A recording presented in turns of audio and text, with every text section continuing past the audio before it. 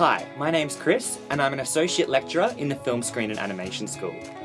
Today I'm going to share with you my top 3 editing tips to help you create professional, blended learning videos.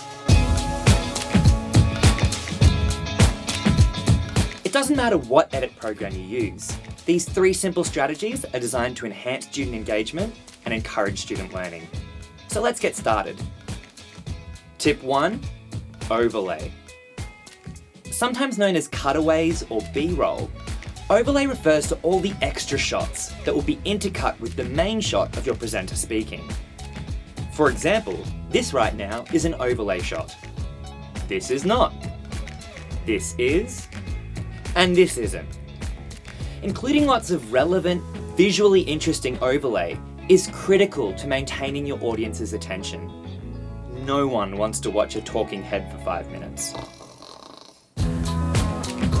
Overlay is particularly effective when it can be edited into a short montage or sequence. Try cutting several shots together to demonstrate a specific process or action. At the end of the day, however, editors need overlay for one big reason. Excuse me. Overlay allows you to cut out a particular section of a take without your audience noticing. Like this. At the end of the day, however, editors need overlay for one big reason. Overlay allows you to cut out a particular section of a take without your audience noticing. Tip 2, music. The right music selection can bring your film to life. However, the wrong music selection can drive your audience crazy. So here is some helpful advice for using music in your blended learning videos. Firstly, copyright. You must make sure you have the legal rights to use any music in your film. The simplest solution here is to use public domain or Creative Commons music. You can visit creativecommons.org to search SoundCloud for music tracks that have already been flagged as Creative Commons. Remember, however, that any music you use from these sources must be attributed in the credits of your film. Finally, a good film score should have some variety, so try to avoid using the same song at the same volume throughout your whole film. Aim to mix things up a bit. Maybe have one track for your beginning and conclusion, and another track for the middle. Try increasing the volume of the music during a montage, and then dropping it back down again as someone begins to speak. These subtle editing details are often what separate a good video from an excellent one. And tip 3, titles and graphics.